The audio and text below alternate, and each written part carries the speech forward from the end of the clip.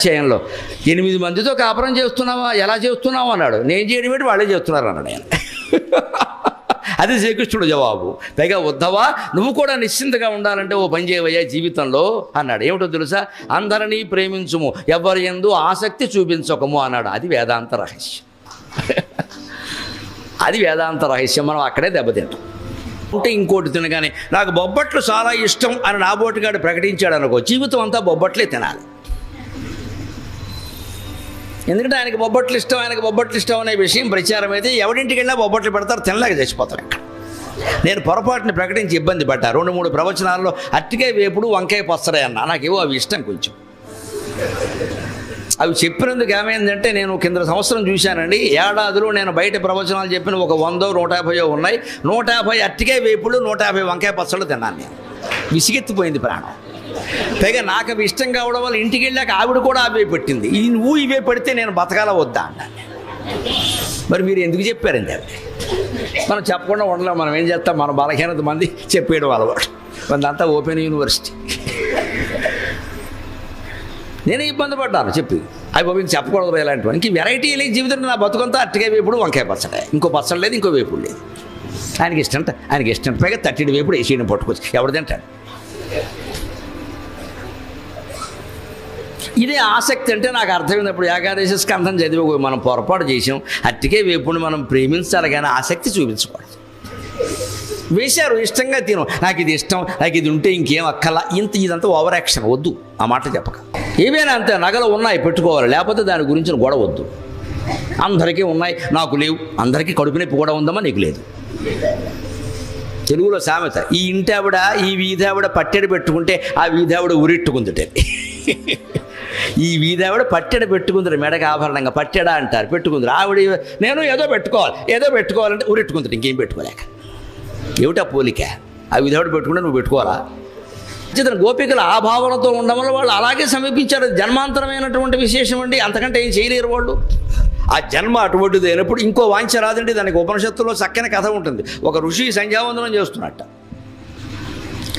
ఆయన చేతిలో ఒక ఎలకపిల్ల వచ్చింది.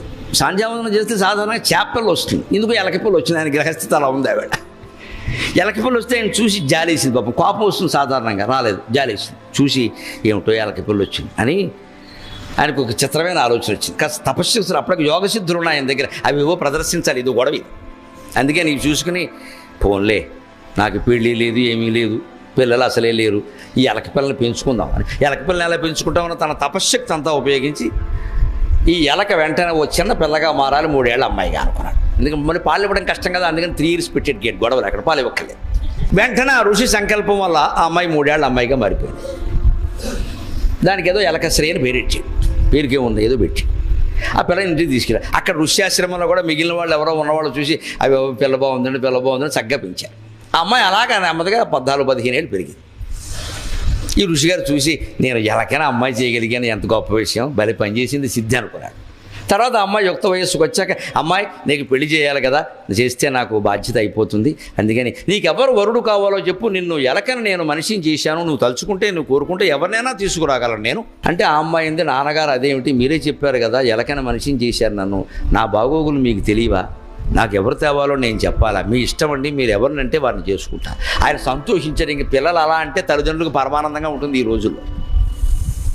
అందుకని ఆయన వెంటనే, మా అమ్మాయి నాకు పూర్తి స్వేచ్ఛ ఇచ్చింది కదా అని పైకి చూశాడు.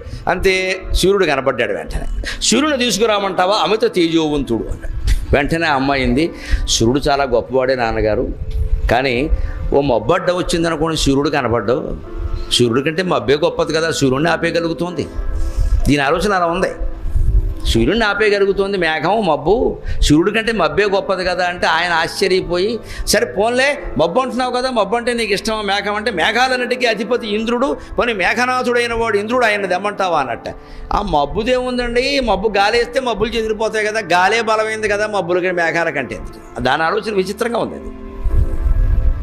మేఘాల కంటే గాలి బలమైంది కదండి, గాలి వీస్తే మేఘాలు చెదిరిపోతున్నాయి కదా, ఓహో అలాగా, అయితే వాయుదేవుడు బలవంతుడు కదా, పోనీ వాయుదేవుడిని తెమ్మంటావా అన్నట్ట.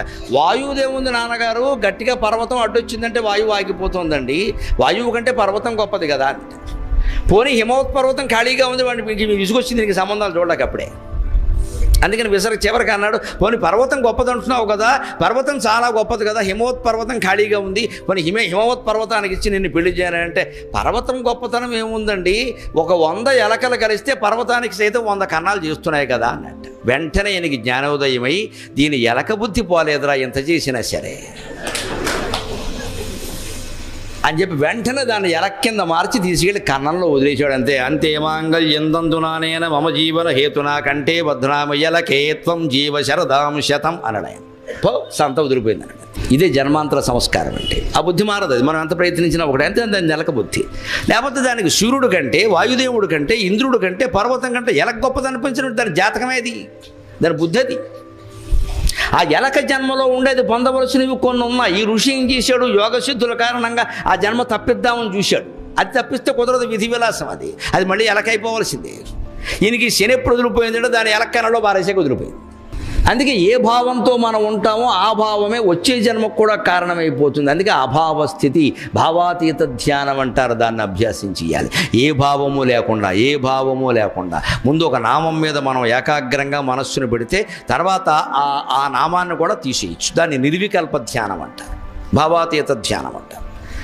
అనేక రకాల ధ్యానాలు చేసామనుకోండి, కాసేపు అది కాసేపు ఇదిను, అవన్నీ మనస్సులో పేరుకుంటే మళ్ళీ ఎక్కువ తక్కువలు పోలికలు కూడా వచ్చేస్తాయి. శివుడు గొప్పవాడా, రాముడు గొప్పవాడా, ఇంతకాలం చేసినా ఏమీ మంచి జరగలేదంటే నమశివాయ వల్ల ఉపయోగం లేకపోతే నమో నారాయణయ్య వల్ల కూడా ఉపయోగం ఏముండదు.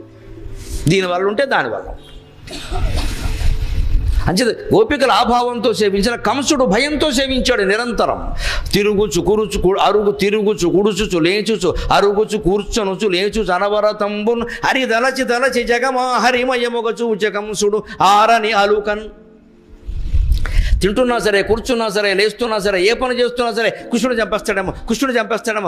చంపేస్తాడేమో అనే భావనతో కంసుడు ఉండడం వల్ల అతనికి 9 ఏళ్ల వయసులో ఉన్న కృష్ణుడు ఆయన సంహరించి మోక్షం ఇచ్చాడు కంసుడికి. ఎందుకంటే ఆయన కోరుకొని చేసింది నిరంతర ధ్యానం, కృష్ణ ధ్యానం. శత్రుభావంతోనైనా భగవంతుడిని ధ్యానిస్తే చాలు, ఏం పర్వాలేదు. తిట్టినా పర్వాలా, కొట్టినా పర్వాలా, ప్రేమించినా పర్వాలా, ఏం చేసినా ఆయన్నే. అంచేత భగవంతుడికి పవిత్రం అపవిత్రం అనేవి ఉండవు. ధర్మము అధర్మము, కోరిక అకామం, క్రోధం అక్రోధం ఉండవు. నీ మనస్సు ఆయన మీద ఉంటే చాలు, నువ్వు ఏం చేసినా మంచిది. రామదాసే ఉదాహరణ. వచ్చి ఎన్నకొంశ తిలక అని మర్యాదగా చాలాసేపు పాడాడు. ఒళ్ళు మండిపోయింది దెబ్బలు కొడుతుంటే. అందుకని హారాల లెక్కంతా మొత్తం చిట్టా చెప్పాడు. ఇన్కమ్ ట్యాక్స్ లెక్కలు చెప్పాడు మొత్తం. లక్ష్మణునకు జయిస్తి పత్సాల పతకము, ఆ పతకమునకు బట్టి 10,000 వరాగాలు. సీతమ్మకు జయిస్తి చింతాకు పతకము, ఆ పతకమునకు బట్టి 10,000 వరాగాలు. ఎవడబ్బా సొమ్మని కులుకూచు తిరిగేవు అని ఒళ్ళు మండి అన్నాడు. మొత్తం చేయించిన లెక్కంతా చిట్టా ఖర్చులు రసీదులు సహా పెట్టేసి అక్కడ మీ ఆవిడికి చేయించా, మీ తమ్ముడికి చేయించా, నాకేం బాకీయా, మీరు నాకు కొడుక కోళ్ళ, నేను ఎందుకు చేయించాలి అని స్పష్టంగా మీ మామ జనక మహారాజు చేయించాడా అన్నాడు. మీ నాన్న దశరథుడు చేయించాడా, మీ మామ జనక మహారాజు చేయించాడా, నేను ఇక్కడ ఏదో భద్రాచలం తహసీల్దార్గా ఉంటే నా చేత మొత్తం అన్నీ కొట్టేశారు మీరు. ఇవన్నీ చేయించేసుకుని నేనేమో జైల్లో వాళ్ళు దెబ్బలు కొడుతుంటే కాపాడడానికి రావే అని డిమాండ్ చేశాడమ్మా రామదాసు. అంతటి భక్తులం కావాలి మనం, అంతటి భక్తులం కావాలి. ఎవడబ్బ సొమ్మని కులుకుచి తిరిగేవు అన్నవాడు వెంటనే పాపం అయ్యో ఏమనుకుంటాడో అని ఈ అబ్బా తిట్టి తీనని ఆయాసపడబోకు, ఈ దెబ్బల కొర్వలేక అబ్బా తిట్టి తీనయ్య రామచంద్ర. తిట్టానని అనుకోకయ్యా, దెబ్బలు కొడుతుంటే ఏం చేయమంటావే, మరి దెబ్బలు తగలకుండా ఉంటే మీరు ప్రహ్లాదుడికి తగలలేదు, నాకు తగులుతున్నా ఏం చేయమంటామని. ప్రహ్లాదుడు ఎందుకు ఏడవలేదు, వాడికి తగలలేదు, నాకు తగులుతూనే మరి వాచిపోతుంటే ఏం చేయమంటావు. దేవుడు ఉన్నాడని అనుమానం కూడా అవుతుంది. దెబ్బలు మాత్రం ఉన్నాయి. దెబ్బకు చూడండి రాముడు చేసిన పని. ఈయన దర్శనానికి తగినంత జ్ఞానం ఈయన పొందలేదు, మొహమాటం వెళ్ళలేదు నాకు చెప్పడానికి. ఎందుకంటే తహసీల్దారుగా ఉన్నవాడు ప్రజల సొమ్ముని అధిపతి రాజు ఆజ్ఞ ప్రకారం వినియోగం చేయాలి, కానీ నీ ఇష్టం వచ్చినట్టు నువ్వు దేవాలయాలకు ఖర్చు పెట్టకూడదు. చట్టం చట్టమే. అందులో ఆయన నమ్మింది రామచంద్రమూర్తిని. రామచంద్రుడు రాజు, పరిపాలకుడు. పరిపాలకుడు ఎప్పుడు పరిపాలనా ధర్మాన్ని పాటించాలి. అందుకని ఒక పరిపాలకుడుగా ఆలోచించాడు. తానీషా ఆలోచించినట్టే. తప్పే ఉంది, నేనైనా సరే ప్రజల దగ్గర వసూలు చేసిన పన్నును నా రాజ్యంలో, కోసల రాజ్యంలో నాకు ఇవ్వాలి, కానీ వసూలు చేసిన అధికారి వాడి ఇష్టం వచ్చినట్టు ఖర్చు పెట్టి నేను వినాయక నవరాత్రులకు వేసేసానంటే అలాగా నీ సొమ్ము వేసుకో, గవర్నమెంట్ సొమ్మేలా వేస్తావు. ఇది తప్పండి, ఇది నేరం, అది ఆయన చేసింది నేరం. కానీ ఆయన పాపం ఏం తినలేదు, భార్య పిల్లలకి పట్ల దేవుడికే పెట్టాడు. అందుకే దేవుడిని అడిగాడు బాకీ ఉన్నవాడిని. ఆయన ధర్మాన్ని రాముడు గ్రహించాడు, కానీ చేసింది తప్పు. అందుకని ఏం చేశాడు, శిక్ష దెబ్బలు పడుతూనే ఉన్నాయి. తానీషాక పట్టుకెళ్ళి నాణాలన్నీ ఇచ్చేసి వాడిని వదిలేయమని చెప్పాడు. అంటే బాకీ తీర్చేశాడు. కానీ ఈయన కనపడలేదు. తానీషాకైనా కనపడ్డాడు ముస్లిం మహాప్రభువు, కానీ ఈయన కనపడలేదండి. అది భగవంతుడి యొక్క లక్షణం. అందులో తోకమే పక్క, తేడా ఉండదు. తానీషా అధర్మం చేయలేదు ఇక్కడ. తానీషాను తిట్టడానికి వీళ్ళు తానీషా దుర్మార్గుడు కాదు. తానీషా బదుల్లో రామచంద్రమూర్తిని అలాగే చేస్తాడు. ఒక ప్రభుత్వ అధికారి ప్రజల దగ్గర వసూలు చేసిన సొమ్ముని ప్రభుత్వ ఖజానాకి జమ చేయాలి, కానీ తన ఇష్టం వచ్చిన వ్యవహారాల్లో ఖర్చు పెట్టకూడదు. ఇవాళ రామదాసు దేవాలయం కోసం ఖర్చు పెట్టాడు, ఇంకొక ఆయన మా ఆవిడికి చేయించానంటాడు, వాడికి ఇష్టం అంటాడు. అదే కుదురుతుంది, అది చేసిన తప్పు. అందుకే అంతవరకు కనపడలేదు, దెబ్బలు కూడా పడేలా చేశాడు. అయినా ఆయనకు కనపడలేదు. తానీషాకు కనపడి కళ్ళలో కనిపించాడు, అది కూడా ఇళ్ళలో కనపడే పుణ్యం వాడు చేసుకోవాలా. ఆ నాణ్యాలు ఇచ్చిపోయి ఇప్పటికీ భద్రాచలంలో ఆ నాణ్యాలు ఉన్నాయి. రామోజీ లక్ష్మోజీని ముద్రించి ఉన్నాయి. ఎంత ప్రత్యక్షమైన నిదర్శనం. ఎందుకు కనపడలేదు కూడా చేసింది పొరపాటు. ఆ తర్వాత అర్థమైంది రామదాసు గది ధర్మం ప్రకారం ఎవరితో ఇంకా కుష్టుడో ఇంకెవరో అయితే విషయం, రాముడు పక్క, ధర్మం తప్పుడు ఆయన. పరిపాలన అంటే పరిపాలన, అది చరిత్ర. దాన్ని మనం అర్థం ఈయన భక్తి కులంగా కాదండి, భక్తి కులంగా డబ్బు తీర్చాడు, ఈయన కనపడలేదు.